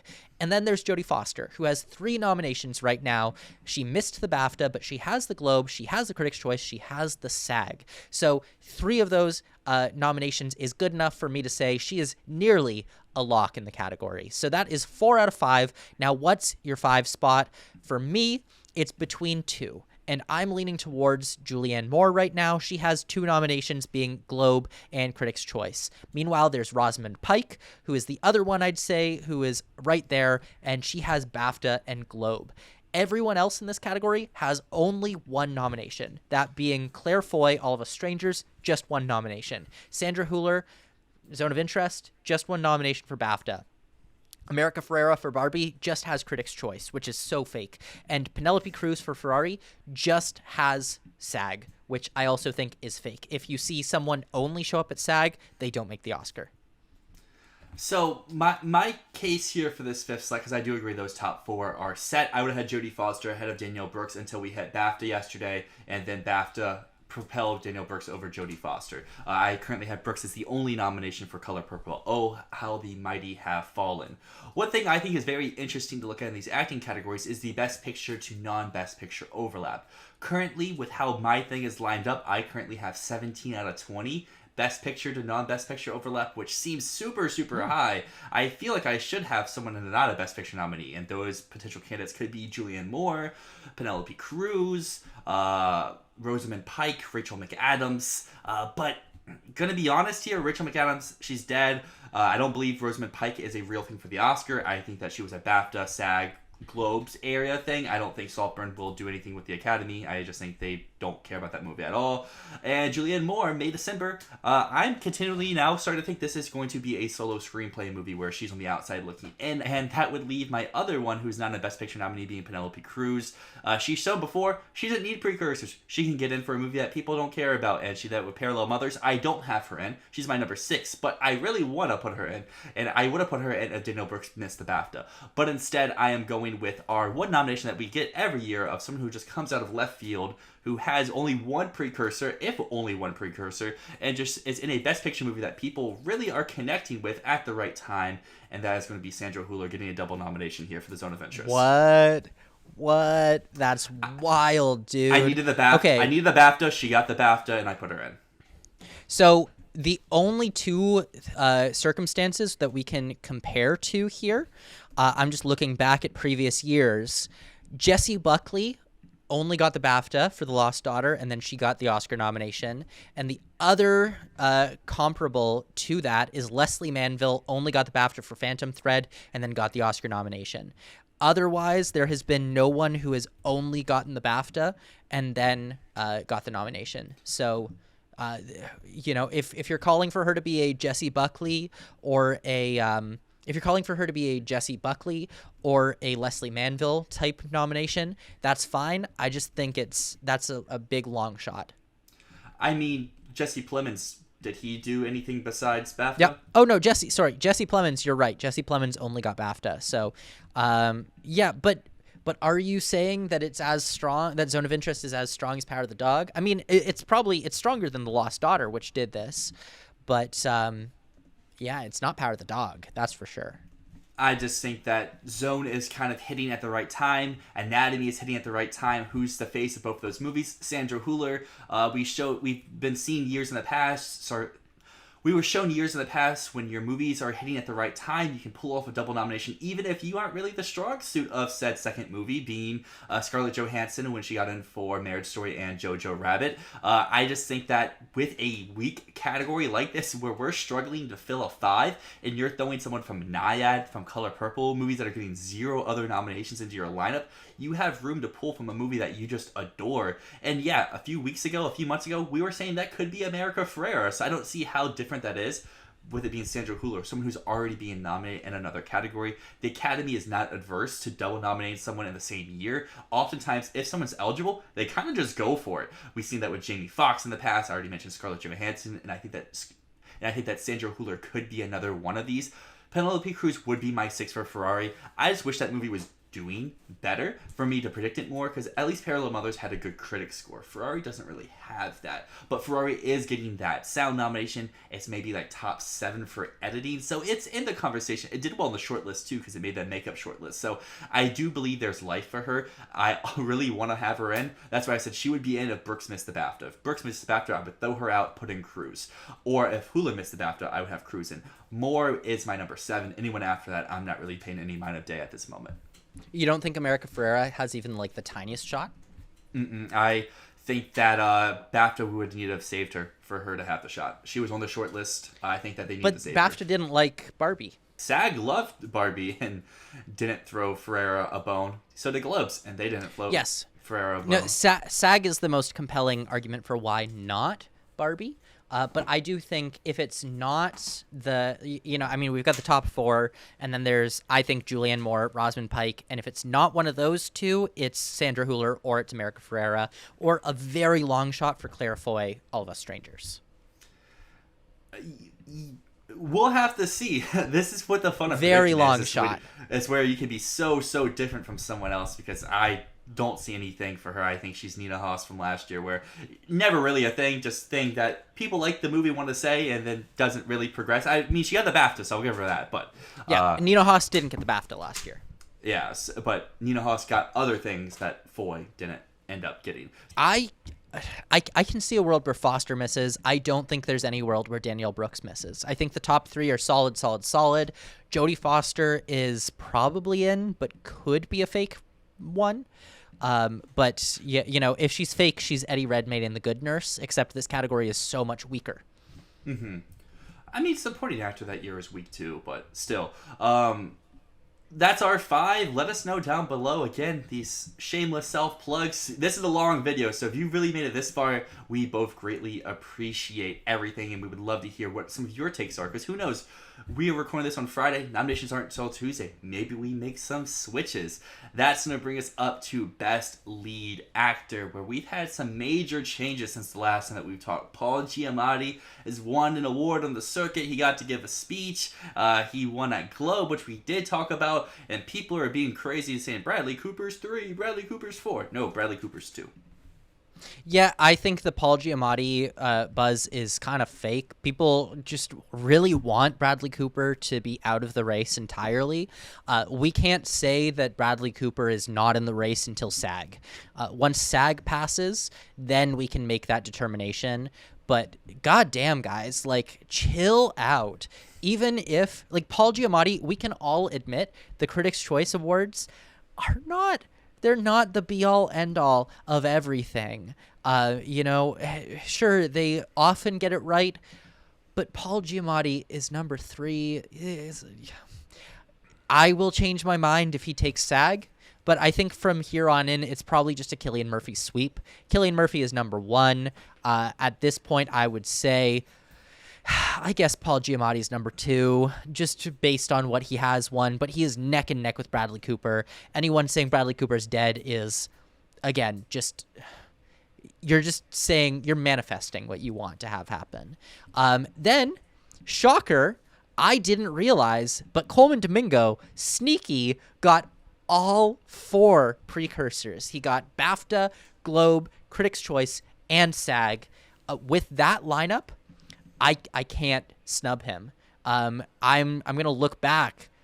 There is no precedent in Best Lead Actor for someone getting every single nomination needed and missing. The only precedent that we have would be Lady Gaga for House of Gucci in the Best Leading Actress category, getting every nomination she needs and then missing the Oscar nomination. So Coleman Domingo has to be in your top 5. There's no way you can have Coleman Domingo out at this point, which means that because there are 4 people that have gotten every single nomination, Jeffrey Wright is number 5 by default. He has gotten 3 out of 4 nominations, just missing the BAFTA. He has the Globe, the Critics' Choice, the SAG. So he is strong as well. But Coleman Domingo is just showing a little bit of extra strength. That said, I could see a world where Coleman Domingo misses. It's just not wise to predict it. And then on the outside, we've got Barry Keoghan with 2 nominations and Leonardo DiCaprio with 2 nominations. And I don't think you can predict either of them at this point.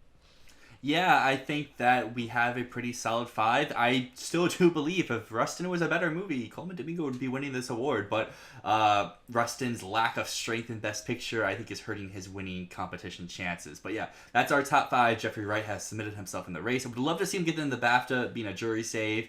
But I would assume they saved Domingo. So I'll take one of the 2 getting saved. So yeah, Leo would be my number 6 if there's still a shot where his star power can cement him into the race, but as you have noted and some other people have noted as well, he's spending all his time with Lily. He's spending all his time with the film. He's not doing anything for himself. I thought that it would be enough for him to hit places, but he missed SAG, he hit BAFTA, two places where even when he doesn't campaign, he still usually hits along the way, and here he missed out on both, not just one, but both. So he is currently my 6. I don't believe in anyone else after that. Andrew Scott meant the BAFTA, that kills him.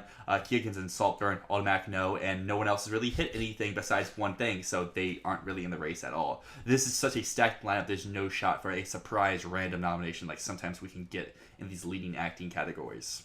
And that is going to move us over to Best Leading Actress, where at the BAFTA we had a major shakeup in the race because Lily Gladstone did not make a lineup of 6. That meant she was not top 3, and the jury did not pick her out of 3 people to save, which to me reads as 2 things. It reads as 1, they clearly didn't like Killers of the Flower Moon outside of picture. They snubbed it in director, they snubbed it in screenplay, they snubbed it for both leading acting performances, but it got all the text and it got Robert De Niro.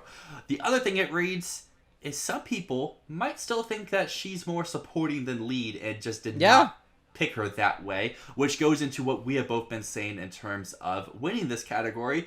She is a solid number 2, but she is not competing with Emma Stone for the win. Her narrative is the one thing that's propelling her. She doesn't have the role or the performance to win, in my opinion, but she does have a fantastic narrative. I would say we still have to watch out for Lily Gladstone winning SAG. If she wins SAG, she is very much still in contention to win the Oscar. But Emma Stone won Critics' Choice, won Comedy Globe, is going to win BAFTA, and if she wins SAG, then it's a sweep for Emma Stone. But there is still that possibility that Lily Gladstone takes there is still that possibility that Lily Gladstone takes SAG, and then we have a real race on our hands. But to me, it's still clear. It's Emma Stone number 1, Lily Gladstone number 2. Then we got Carey Mulligan and Sandra Hüller. Sandra Hüller in 4th place because she missed SAG, but she's so strong everywhere else. And then there's Margot Robbie, because guess what?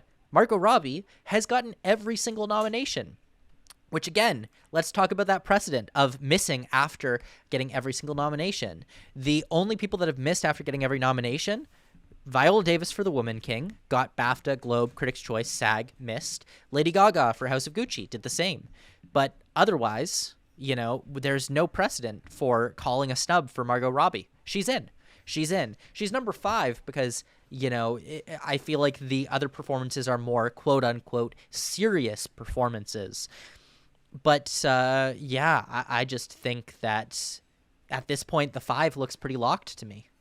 I would agree. My order would be a little bit different. I would have Hüller 3, Robbie 4, Mulligan 5, but that's not really important at all because I think why Mulligan 5? And there's a giant jump. I think it's just the weakness of my show overall. And if we were to have a shocking snub, she makes more sense than the face of Barbie or the face of the international juggernaut that we have getting into editing. I don't know if I agree that Maestro is weak. I don't think... I think weak is a giddy term. Like, it's not top 5 anymore. Like, I think we all would have said it was a month ago, but it's not lower than 8, 7, depending on how you want to put it. It's just really how high do you want to put Anatomy is the question. I just think I think Mulligan would miss before Hüller, and I don't see Robbie missing at all. I don't have any of them missing. I don't think there's a shot. I think after Lee's performance in the last week, there's no shot for her. I have said time and time and again, Past Lives is women talking. If it's in picture, it's getting screenplay, it's getting nothing else, and it needs to win screenplay. With Barbie moving, that only cemented that case for me. So Greta Lee is still on the outside looking in. That's just not a performance that gets nominated. I already said my thing about BAFTA. I don't want to go into that again, but she missed SAG as well. I think those 2 things have knocked her out of this race entirely. Honestly, if someone else were to come up, this would be where we see the hype train for Origin cement itself. I don't think that's a real thing. I would put Anjou Ellis Taylor at my 6, but I don't think anything after 5 matters in this category. I think it's just that luck, set, forget. I would say Annette Bening is still worth considering. She has Golden Globe, she has SAG. Yes, she didn't make BAFTA. Who cares? She was never going to make BAFTA. Jodie Foster didn't make BAFTA. But we often see if one of them is in, they're both in. And so I think Annette Bening is worth taking a look at. But so she'd be my number 6. Fantasia would be my number 7. Greta Lee would be my number 8. And then, I'd wrap it up with the possibility of a Andrea Riseborough situation with Origin. Yeah, so we'll have to see how that all plays out, but I think if you're out there on Gold Derby, if you have all those people at 100 to 1, that may be where you want to put your double odds. So we're going to move into Best Director here, where the BAFTA kind of gave us a shakeup, but how much do we want to take that literally is going to be the real question, because there's 6 nominees, the top 2 got in, and then they jury saved 4 of them. So the 6 at BAFTA were Christopher Nolan for Oppenheimer, Bradley Cooper for Maestro, Alexander Payne for The Holdovers, Andrew Haigh for All of Us Strangers, Justine Triet for Anatomy of a Fall, and Jonathan Glazer for The Zone of Interest. So that means we were missing Greta Gerwig, Yorgos Lanthimos, Martin Scorsese. Wild. Absolutely wild. Now, keep in mind also the DGA 5 are Christopher Nolan, Greta Gerwig, Yorgos Lanthimos, Alexander Payne, and Martin Scorsese. So the real question here is, what do you trust? Do you trust the BAFTA or do you trust the DGA? I trust DGA, and the trusty old DGA 4 for 5 is where I'm going. So I have Nolan, Marty, Yorgos as my top 3. The 4th DGA person, I don't know what to do. I really do believe Gerwig's in, but Payne has rebounded very well. He got BAFTA, Yes. He got DGA. I thought Globe was his death sentence, but he's showing that he's here. The Holdovers is winning 1 Academy Award, and I mean, Giamatti is looking stronger. 2. Screenplay is looking stronger. 1, but he's here. He would definitely be my 6. It's just, do I want to put him at my 5? Because Gerwig and Payne are my 5 and 6.